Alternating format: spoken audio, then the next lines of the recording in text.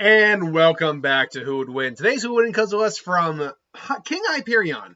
Uh, and I'm actually surprised. I was checking. I'm like, I didn't find this anywhere else. You'd think two Wonder People would be on more people's to-do list.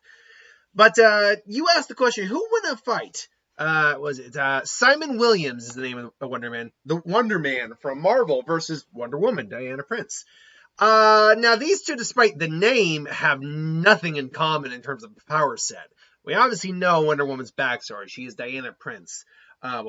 Prince is the name she adopted when she went to the man's world, but she was just Diana Princess of Themyscira. But she is an Amazon, and she in certain incarnations, depending on how you look at her origin, she's actually a demigod too, or she was molded by clay by Zeus or by Ares. It all depends on the interpretation. Regardless, she is a highly trained warrior. Even Batman says she's arguably the greatest melee fighter on the planet.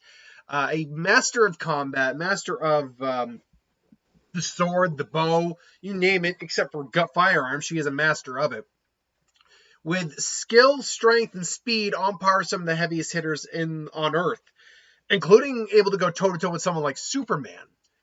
She has reflexes to be able to actually outmatch someone like Superman, which is no small feat. She got the strength to keep up with someone like Superman, although Superman is by large the stronger of the two. She's capable of flight. She can't move at supersonic speeds let me rephrase that. She can't fly without the use of her jet at supersonic speeds. She can fly pretty fast. She's not as fast as someone like the Flash, but no one's as fast as the Flash, really. She is also, where was I going with that? Oh, she's also durable enough to take quite a few hits. Actually, she's more one of the. I was about to use a term I use very often, but given Wonder Woman's outfit, that might not have been the best approach. She has she has some of the lower durability of the heavy hitters, like Martian Manhunter. That's due to his just weird shape-shifting regenerative capabilities. Superman is Superman. He can tank a nuke to the face. Wonder Woman can survive a lot of things someone like, and I use Superman because she is, in essence, the female Superman. She is the how can I say this without sounding sexist? She is to girls what Superman is to boys, essentially. She is the top tier of female heroes.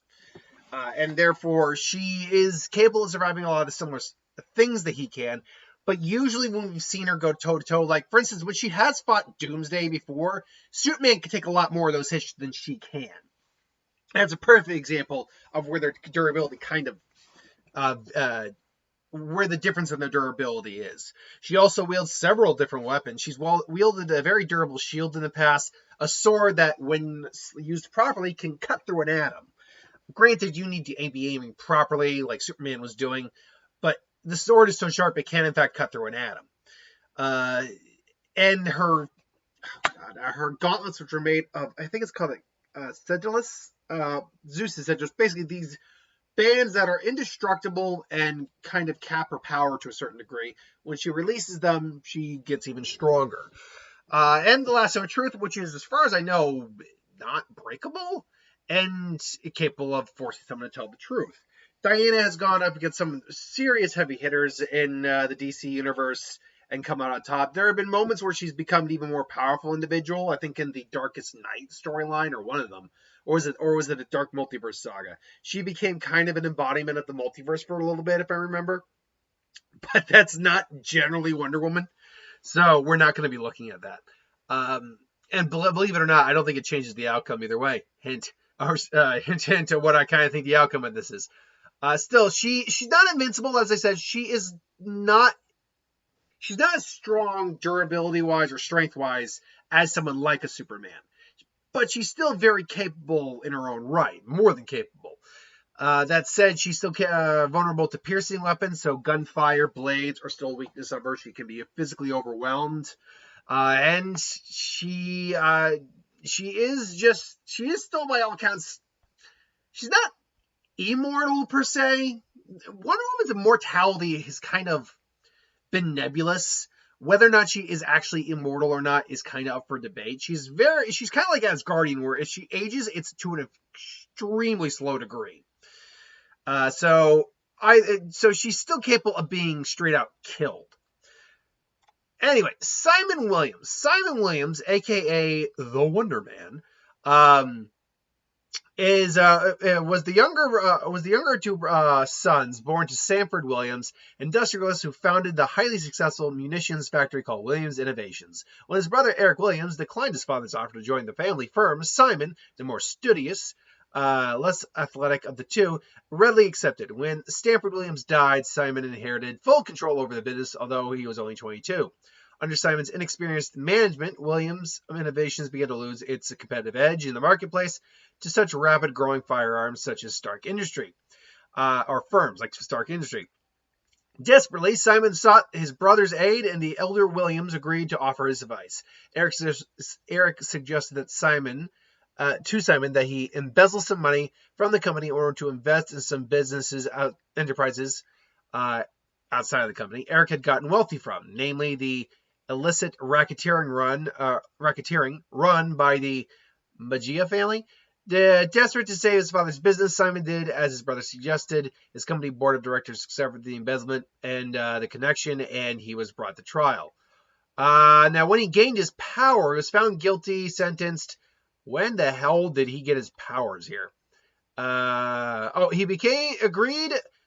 went to jail, met Zemo, and agreed to become a test subject for Zemo's ionic ray treatment, a process that would endow him with superhuman strength and durability. And undergoing the arduous chemical and radiation treatment, he emerged with the attributes he was promised. Zemo gave him a costume, dubbed him the Wonder Man, not only a plan to use him to defeat his foes, the Avengers. Ultimately, though, he turned into a good guy, and here we are. His main ability, it seems to be that his tissue and his bones, his muscles of his entire body have been augmented in strength and durability, and to a certain extent supplanted by PIM particles, charged iota in the ionic ray bombardment. In essence, despite Wonder Man's statements that he is composed of ionic energy, he is actually composed of organic matter that is permeated with this form of energy. In essence, what his ability is, ionic energy, is that he is a being technically made of energy. We're all made of energy, but you know what I mean. Technically made of energy, but more that it has basically saturated his body. So his body, while still technically organic, is a body of energy. This being said, though, because he is an ionic being, a being of living energy, he could not be possessed by symbiotes. He does not house blood in his tissue, and he cannot actually impregnate women. His strength limits, his true limits are not known, but he's listed in the class 100 limit and is considered a Sentry level threat. Now, if you know how strong a Sentry is, you know just how big a level of a threat that is.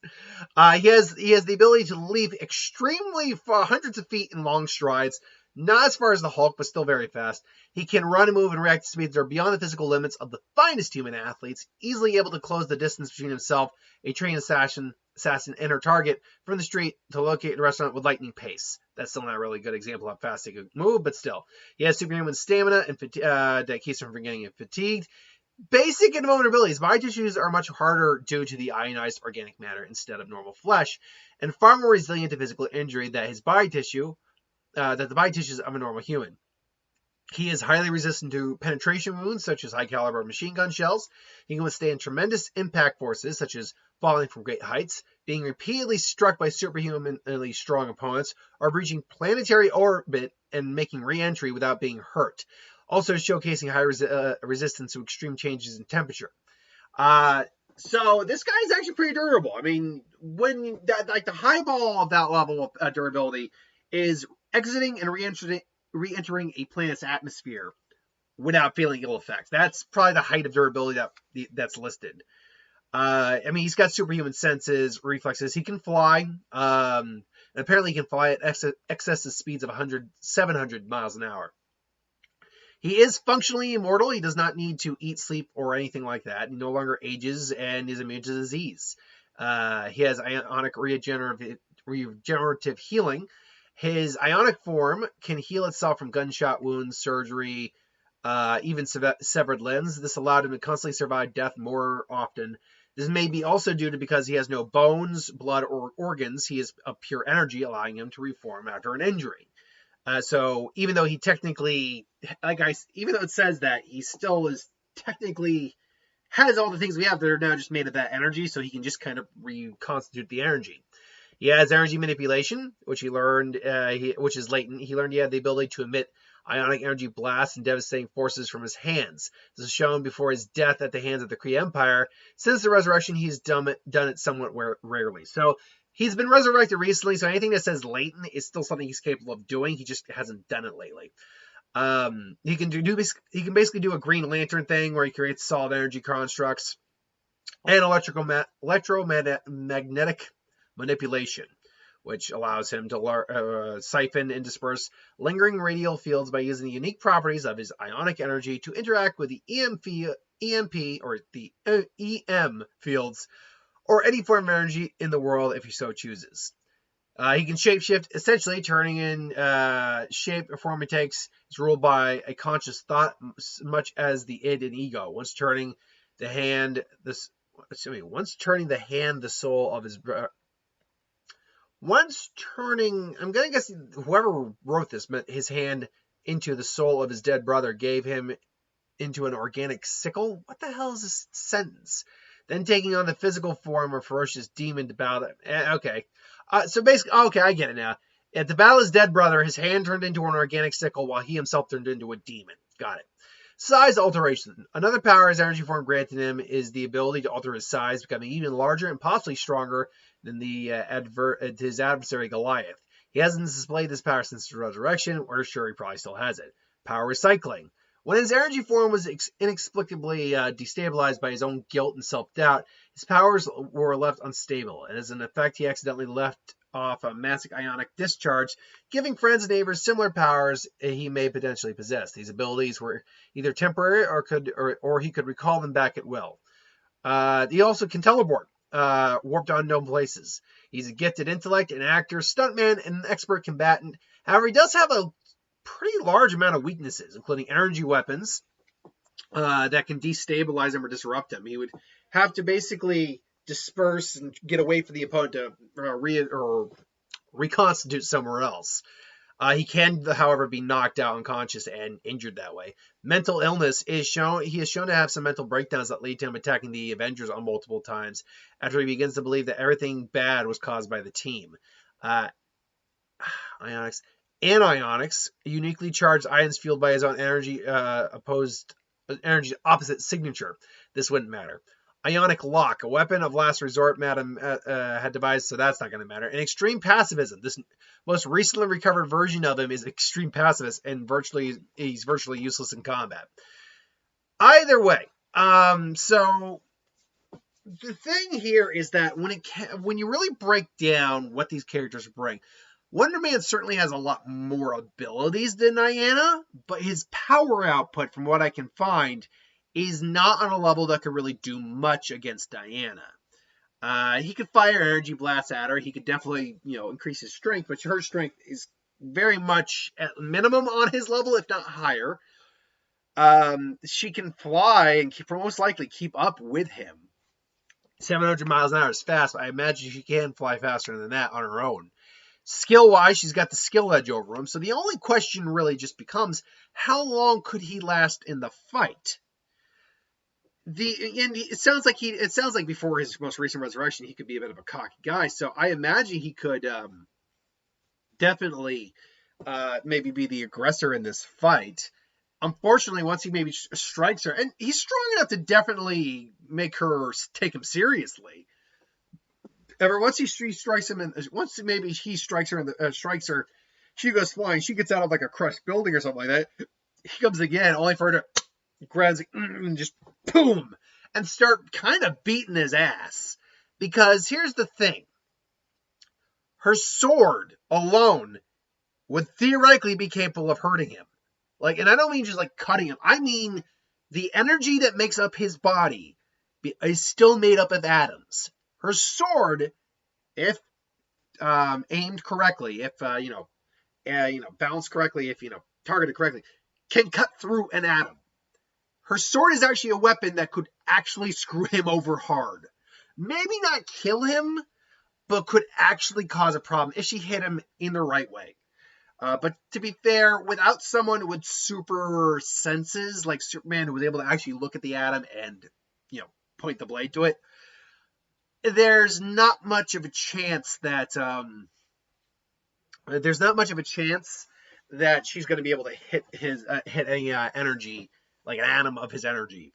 That said, however, he can still feel pain and still take damage. It's just he's got an energy body, so it's only going to do so much. That said, she most likely would still knock his ass out. And if she took his head off, I don't know if that's he's been killed before. I don't know if that's something that could legitimately kill him until he resurrects again. So I imagine this fight would go on for a little while, but ultimately he'd realize I can't put her down, and then she'd come in and just knock his ass out, or even put him kill him until his next resurrection. The issue ultimately for this fight, in my opinion, is Wonder Woman is someone who can still overpower, maybe not kill him, but overpower him. Wonder Man is not someone who can really overpower Wonder Woman. He could put up a good fight against her, but he, A, doesn't have the strength to actually overpower her, and B, he doesn't actually have anything that could really take her down. He could certainly put up a fight. Maybe he could get a lucky shot at any one point in time, but Diana is a literal trained warrior for centuries, millennia even. So I doubt he's going to be able to one-up her in any effective way. Either way, though, this is just my opinion. Let me know in the comments below what you think. Thanks for watching. I hope you enjoyed. Like, comment, share, subscribe, and I'll see you for the next one. Have a good one.